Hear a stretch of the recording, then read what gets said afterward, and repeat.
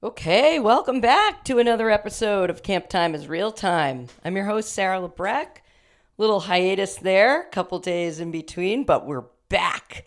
Today we have the Gittings kids. We've got Josh, Tricia, and Rachel giving us all of the Gittings history you can handle. It was such a good time talking to these guys, talking about the pool and talking about what it's like to have camp at your house all the time. It was really great. So you're going to really enjoy this conversation. Um, and then just like a couple of housekeeping things, the reunion is going to be Friday, August 5th at the Elks, inside the Elks. So put that save the date in there. And then the other thing is send me an email, camptimefcdc@gmail.com, and come on the pod. Guys, camp is coming up really close. So get your story on record. And then give us a follow on Instagram, camptime_realtime. All right, enjoy the Gittings talk, and be sure to buy your next ice cream cake from Black Cow and Millis. That's all. Bye. What's the vibe at home like both during camp but like throughout the year? I feel like the vibe of the house is exactly the same as it always is at camp. Like there's times where like the Pansiaco girls, everyone's like, "Oh, your dad's so funny. Like I bet he's that great at the house." And they're like, "No, he's a dad at the house." When it's like our parents, they're like, "No, they're the exact same. They're like crazy and funny." And our dad is always has the camp jokes going.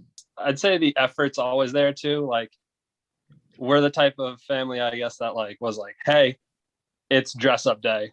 We got to go all in. And like the same thing with school. It's like, hey, there's something going on at school. Up, all right, all in. Like we're up at midnight doing projects the night before. Like, yeah, we host yeah. people at the house to make costumes for camp, and then that translated to school. Josh had his friend over to make like Halloween costumes for senior dress up. I had friends over to make Halloween costumes for senior dress up. Our dad's helping out with everything. Oh yeah. So, just always a 24/7 camp vibe at the house. Throughout the course of the year, are you like picking things up like, oh, I could use that, or oh, I would do that? Is that still flowing through? Yeah, I mean, I guess so. Like, there are moments where I'll think like, "Oh, that's smart for camp," and I know like my parents like all the time they find like videos on Facebook or whatever. Like they'll think about camp competitions like throughout the year. Rachel, you need to like, give it more pizzazz. Mom is Well- insane with this stuff. Oh, that's great. Oh my God, yes, Dad yes, is yes. Write too. that down. That's fair. I mean, I more so think about it once school's over, like, and especially like once our mom gets into the water for the lifeguarding course and we're there and we got to be there like before camp opened, like all the time. Like we all grew up like being victims for her, so we always got to see camp early, which was always cool. But yeah. Did you recognize in the moment where you like, this is cool that we can be here now? Oh yeah. Always. Yeah, I think we all had a little bit of a big head there. Totally. could barely fit on that backboard with those head braces on. Or like after camp, like cleaning up, we got to go to woodworking and get all the scraps for, because we have a wood burning stove, right? So we had the fire, and I was like, I'm here after camp hours. Like we always thought we were the coolest kids with that. Yeah, no doubt about it. Even during camp, like we would, in the early days when like the Nuttings were there, and so like, you know, Trish and Tom and Gail and my mom and like Patty Gately maybe. Oh yeah. And like maybe you were there too. I don't know. Maybe. But like maybe it was probably during your time. But like we were all kids at that point. Kat and Sarah, and so like we would all like swim in the pool after, you know, like maybe for an hour after they're kind of all chit-chatting or whatever. Maybe that happened like once a session or something. Then the Pansiacos started doing that. Yeah. for a couple of years, and then we all grew up, and then it was no more. That's like the stuff I think people assume happens. Okay, so in terms of starting as tenderfeet, did anyone wait until they were the appropriate age, or did we all start a year or two early? I think you know the answer to that question. We don't remember it. Yeah. But I was probably, I don't know, a year old. My mom was probably parading me around camp like, oh my God. I just looked through the photo albums. There's pictures of us. Like Tricia and I are there when we're so young. Babies. Like Josh is the only one there. Me, Tricia, and Dad are there for like skits or something. Like we were always there. Yeah, it's crazy. I think not to like, so I think Tricia and I were probably a year ahead for the tenderfoot age, right? So we were tenderfeet twice. I think Rachel, you were probably 4. tenderfeet. I hit tenderfeet for a week. Then I was a warrior for the rest of the summer, I think. Then I was a Mohawk and a Pueblo. Hit all 4? I hit all 4, I think. Yeah. When they were 4. Now there's only 3. Yeah. Well, I don't know. There was only 3 when we left. Yeah. They got the year that I remember when Patty Gately left, and then the next year the Warriors were gone.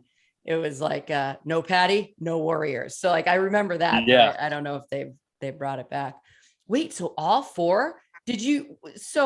Rachel, did it then even out once you got into like upper camp? Like were you weren't an Algonquin and a Comanche, were you?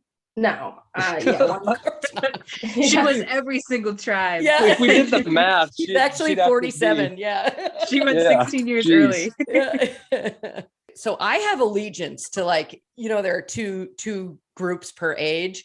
And I'm like Tenderfoot, Mohawk, Algonquin, Shawnee, Navajo, Micmac, Apache for one session, Choctaw, Mohican, Explorer. And like the other tribes, the like alternate of that, I'm like, oh, Comanches. Yeah. Sarah? Yeah. Exact same. Exact same. Like, did I hit on were any of you guys like Chippewas or Cherokees or any of that? Oh boy. We were all the same. I think, and we noticed too that the tribes move. Like basically you skip every other post. So you're either the first in that age category or the second in that age category. Right. So if you take the Algonquin, you're typically a Cheyenne when you finish. And if you start as a Comanche, you're typically a Dakota. Oh. Unless you switch in between. But yeah, we were all Micmacs, Chippewas, Choctaws, Cheyennes, totally out of order, but that's all right. The only one that I like am mad that I'm not was a Cherokee with Ty. Ty. Yeah. Like growing up, I was like, oh, am I gonna get Ty? Am I gonna get Ty? Yeah. But like never got Ty. Yeah. That was another great thing. Like bummer. Mom coming off orientation, we get the list and they're like, who's my assistant? Who's my CIT? Yeah. Like look at the list early. We got to know everything. That was always so cool too. It's such a big deal too. Like it's even though it's like just like a couple of days, it's I don't know, it matters. Well, even like we got the list like I want to say like a week early or something, because we would sit down with my mom and like, all right, you guys got to go through last year's list and like do the levels with me for all the kids and like figure out, where they're going to be, like just, transcribing from lists, either last year or the previous years, and you were able to see like, oh, who's coming back? Oh, who's this new kid? Oh, I wonder who this new kid's going to be. Oh, sink or swim. Like, is this going to be a good person? I don't know. Yeah. But there's like an immediate, like, okay, like we'll see. I don't know. Yeah. And it always works out. Actually, Josh, to your point about like being bummed not having Ty, that was when I was a camper and we had your dad as a counselor as Choctaws and actually your mom, like the same year. It was like bananas. We didn't know at the time. We felt, the kids in my tribe, that we had like earned like having Eric as our counselor. We were like, we've been here for so long, like we finally got one, like someone who knows what they're doing. So I totally get it, like wanting to have one of those like staple counselors and everything. Right. And I'm so, and I don't even, not to diss on whoever the other counselor was. I honestly, I couldn't remember. I feel so bad, but it's you've like, said too much. I know. But what's it like, kind of like knowing that you're going to be a CIT? I really got to be good. Like, I can't like screw up. Right. I still got to be good. Yeah. I can't like be this kid that's, off the wall, doesn't listen. Counselors would write me a bad review or like nudge Kelly to be like, hey, you got to do something at home. Like, right. But yeah, you still have that fear, like, oh my God, am I going to get picked? But then when you're in at least like the Cheyennes, right? The last session, probably the first session, 2 sessions too, because it's the last year. People are like, oh, like, I'm really bummed I'm not going to come back. And they're all crying. And I'm like, guys, and I'm like, wait, yeah, you might not come back. Like, oh no, you're like, I can't say that. Right. There's only, but the last thing they want 10 spots. The last thing they want is a counselor's kid consoling them. And for that, I've always felt like, I don't want to say the black sheep, but like, like I can't relate. And it kind of sucks, We definitely didn't want to be the CITs that were like, oh, they were just picked because their moms at the school. Yeah.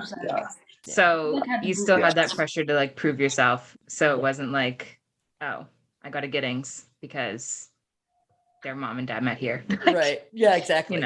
We have to have them. One big one was like we were all on the pool staff immediately. Yeah. Yeah. Like, I honestly did get on a year early as well. Like that was. Oh, do you have to be like a year older to? When are you supposed to? They want you out in the field first. Okay. I got on right as an assistant. Yeah. I like never did the bell ringing. I never was in junior camp as an assistant. Never in music as an assistant. I've only been at the pool. Granted, I had to get the hair off the filters because I was Kelly's kid, and no one else was doing that. But yeah, I got up there. Do all the gross work. Yeah. We were never pool CITs, so we didn't have to do ice cube trays. Honestly, I think I was too. I think I was pool CIT 1 year. Kelly got me. She's like, I need a good CIT to do inventory. Who can be her go-to? Of course, she can order her kid around. So I think I was at the pool. Yeah. As a CIT. It wasn't. The big pool was like not shut down for a day, but one day the drain switch in the pool room was accidentally flipped. I think someone tripped over it. So we got there the next day and it was half full. And so my mom was like, we literally can't have swim lessons. Oh my God. Yeah, Gail's already the out there. Yeah, the marked depth was not this right depth. Right. My mom was like, we can't have swim lessons. Like, we can't. And she shows I up think we didn't have swim lessons in the morning. Maybe we did like some grass stuff, like yoga and whatever. Right. And then the fire department got there to fill it up. And then we made the kids swim the rest of the day, but it was ice cold. Like, ice I don't remember that. Oh, no. I don't think you were there, Josh, but that was I remember crazy. Gail in the morning would like have 5 hoses. Maybe it wasn't half full, but like it would be low. It'd be low for it. Like, maybe it was hot for 3-4 days in a row and just all the water was evaporating like pretty quickly. So you'd see Gail in the morning with 3 hoses, 4 hoses, like from every single spigot around, just like pumping water in before camp. That goes to the whole, like when you have swim first thing in the morning. And it's just, like my memory is that pool is just so cold. Like, yes, right? Okay, so if we're getting water from the fire department, maybe that's it was even colder. And we're all like, we're not doing this. You guys can swim. Yeah. We're staying out. But I mean, the other thing too was lifeguard course stuff. Mm-hmm. It was like the day after the pool opened, so the pool was also freezing. So cold. And so you'd have to do your like however long swim. I don't know how long it is. It's like 13 laps. In like the ice cold water. Yeah. Or like we're lying on the board and you're halfway in the water and you are shivering on that board. Yeah. You are shaking on that board. But I loved it. I still got in there, but there you go. Well, I remember so my memory of the lifeguard course is that long swim. I think it's like 500 yards, but like something like 13 out and back. Doing the first one like regular pace. I'm like, yeah, I can swim. And then like halfway back my second lap, I'm like, I'm going too fast. I'm not going to be able to do this. I'm like, swimming is hard. Yeah. Well, just so you know, Sarah, if you didn't know this, professional swimmers swim in a warmer pool. That's why. So, not that we can do a professional swim. I definitely cannot. I mean, but I do have to say the cold water makes a difference. Like it just shrinks your lungs a little bit. You can't get as much air in. And like there's a reason that swimmers swim in warm water. So feel a little better about yourself. It's okay. So much better. Totally validated. For your tribe, do you have another swim counselor? Or are you like a swim tribe? Or how does that work? There's been a couple of years where I was an assistant and I was never with a head counselor on the pool. I think they wanted to do that to get us somewhere. Like there was one summer I was with Ty 3 years in a row. Oh, I was it was weird. Great cookouts, but interesting. So and the pool people would have like the arts and crafts assistant, or like wouldn't have an assistant. We'd have double CITs or something, but a head with double CITs and that's it. Yeah, depending. Like last year, I only had one assistant, but I was an older. Yeah, right. Kids. But I did have a pool assistant last year. You know, my last 2 years as an assistant, I was for 6 weeks. I was with Caroline.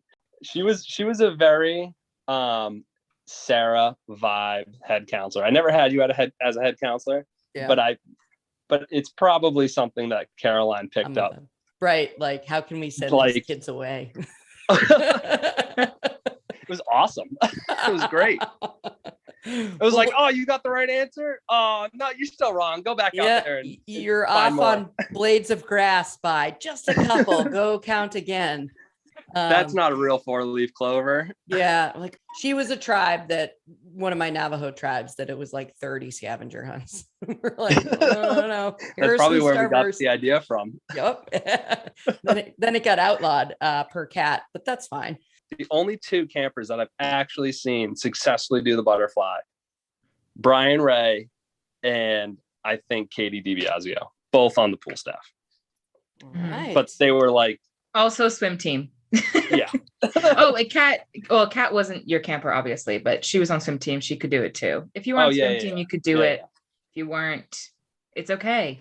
That's You're not going to be doing this when you fall off a boat. You're fine. That's right. Yeah. I think fun. Another perk with Kelly being your mom and also the head of the pool was when you were a Cheyenne, and a Dakota, but when you were a Cheyenne, because we were all Cheyennes, you were like, all right, I'm going to pass all 3 level 6s and like, we're going to shoot for it. And the rest of you're going to literally split the tribe in half, and half the 6-weekers that want to try and do it. Like you said, Trish, falling off a boat, like you got clothes on. What do you do? You know, that whole thing. That jump into the pool with your clothes on day. That was always like very cool. Are they still doing that? Rachel, you guys do that? Yeah, we did it as like a special thing for the moose. Okay. And we did a little bit of junior lifeguarding for them. Well, no, there was a Gittings song. Yeah. First, our dad would always sing "Relax Your Mind." That was his, and everyone would get so bored by it. That's the best. But song. Second, She'll Be Coming Around the Mountain. Somehow got tagged as Mom's song, and then it turned into a Gittings song, or you get a line, I get a pole too. Yeah, but then once we all got on the pool staff, it turned into a pool staff song.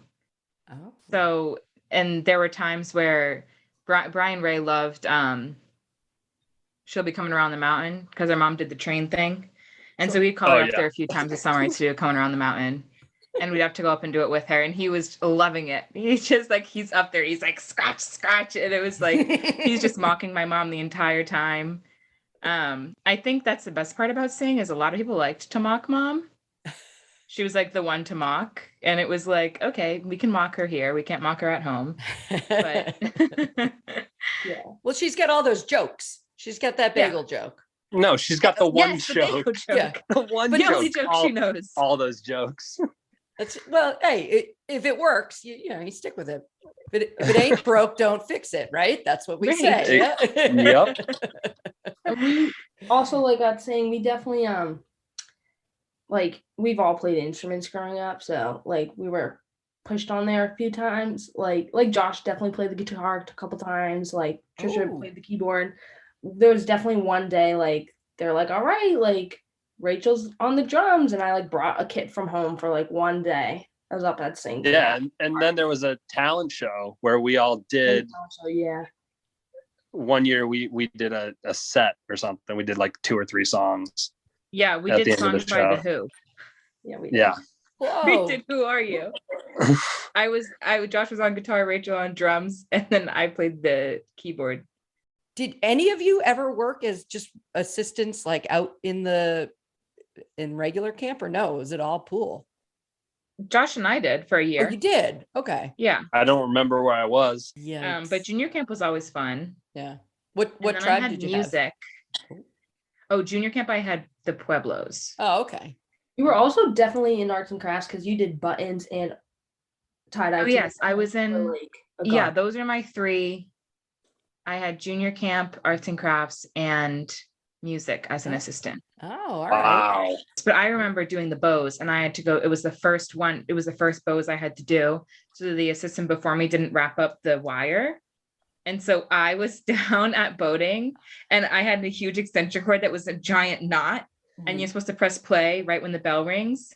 And Sam was there helping me. I was freaking out. And I was like, the huge knot. It was a huge knot. And thank God for Sam, because Sam, I like think he felt the secondhand embarrassment, you know. And Tom's up at the hill just like shaking his head. And Sam's like undoing the knot. Sam's running the cord. He's like, go, go, go. I hit play. It's stressful. And since then, I've like wrap up that cord so nice and tight. I think that went away with the whole red, white, and blue teams. It's more just like you got to learn the ropes, you know what I mean? Yeah. Type thing. Yeah. And it's all fun in games and everything. And I don't think anyone really complained for it to just, I think it just changed one day. And I was an assistant, and like, I think it changed maybe like a year or 2 before I was supposed to be a head. And I was like, all right, head time, baby. Like, let's bring out the brooms. And then, oh, nope, you're on team white. And it's like, what's this team white thing? Like, it was like day 1 orientation, no prep. No, it was right. I think there was one time the assistants won, and it was legit. It was absolutely legit because Billy Rice. It was this guy, Austin from Milford. It was Banana Mike. Yeah. Like, it was just big dudes on the team, like just animals. Yeah. And of course, it was just like every physical game, it was a domination. Nice. And that was the only time the assistants won, I think. Billy came to the podcast late, I'd say. And then he started like plowing through episodes. And he was listening to one, and he just like felt the need to comment, because I was talking to someone about, we were saying, you know, heads always win. And he was like, the assistants have won 1 year is with me and Banana Mike. And I was like, yes. So, like, very funny. And that gave me hope. I was like, when I got on the assistant team, I'm like, yes, but there weren't that many big assistants. What made it fun was because the teams were more even. It was like a fun competition. Yeah. That like kind of for the competitive people who like wanted to win, they were like, oh, this is like real competition now. But I think there's a picture of us 3, and this is when we were all on the same team, and it was who could stuff a canoe. And I remember I like physically broke my back, wedging myself in between the back seat and the bumper, or the floaty part of the canoe. And like, you just see me folding, and I'm like bright red, and my back was killing me. I think Tricia, you were sitting on top of me. Probably. They were like, right. Like, everyone just like corralling you, and you're just being thrown on the boat. And then someone faints, and you're all like, oh. Yeah. But yeah. That's awesome. That's it. Is that like exactly what you're saying? Like, see how many people you can fit into the canoe? Oh yeah. Yes. It was like a competition of like, I think they called it stuff day or something. In the morning they had stuffing the bag. the Santa's bag. How many people can you get in the bag? And then they had that was the that canoe. flag. Yeah, and then they had stuffed the canoe at like lunchtime. And then I think to finish the day, I really want to say they used double stuffed Oreos to slide down your face. Yeah. And you had to like get the Oreo down your face and in your mouth. Oh, I think that one was called Stuff Your Mouth or something. It was like stuff the bag, stuff the canoe, stuff your mouth. I don't know. It was something like the third one was like not the same theme, but it was the same theme because it was double stuffed Oreos. So like whose brain was like, I've got a theme. That's stuff. all that's all Tom. Definitely all Tom. That's all Tom. Tom, if there was like one thing that he was amazing at, it was coming up with the most absurd, like there was a competition. Maybe it was already said on the podcast. I don't know, but it was a horse competition. I knew this was. I read that. Like Tom was like, yeah, how was it? And everyone had skin knees and skin shins and feet, right? And he's like, okay, so next year we'll wear knee pads. It was like, or we just don't do it. Like, there's like blood dripping down their shins all the way to their toes, and it's like we're like, cancel it. Put your body on the line for camp. That's the other thing though, is in the winter, our dad comes up with a million competition ideas. Yeah. We'll just text Tom. Still? Like January. Yes, still. Come on. Well, I think he'll text Sam now, but sure. Yeah, right. But he'll text somebody and he's like, competition idea. Here you go. That's awesome. And like sometimes we'll see it, sometimes we won't. I will say there's a couple instances where it backfires on you.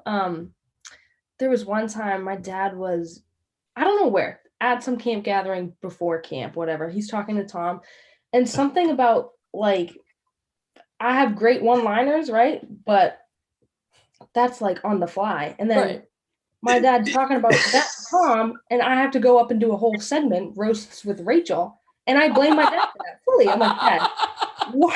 Like, and I was stressing about it because, my jokes are on the fly. Like, but these I had to come like stage ready. Like they had to be thought beforehand. Like, I totally. That was another thing. Like, 100% blame my dad.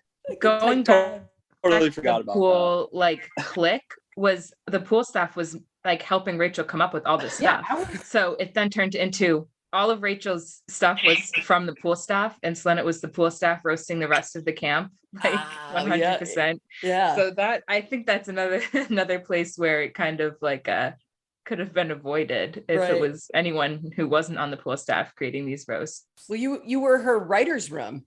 So you had to come up with a tight five, and you're like, I need a team to help me. Yeah. And then, as you know, the pool staff gets all the drama because like people are just walking across the pool, like just talking to one person. Everyone hears it. Like that's just the center of everyone else's. Like stories. And so that stuff all came out during the roast with Rachel.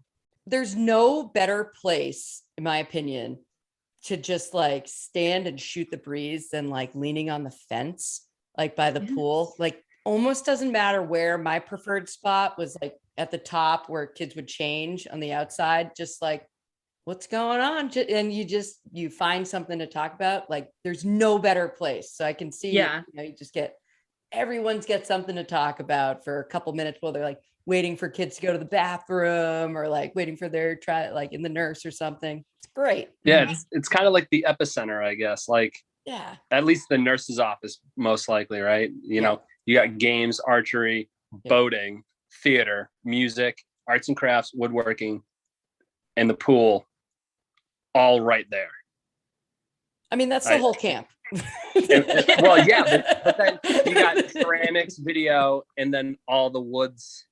You know what I mean? So ceramics and video are their own kind of under the radar. They were like they would always like the stories you would hear of what happened in the stables. It was like, and then everyone I've talked to has said that they're like in the stables, you're totally under the radar. Like no one's coming down there. I was listening to Shay's episode about Jack.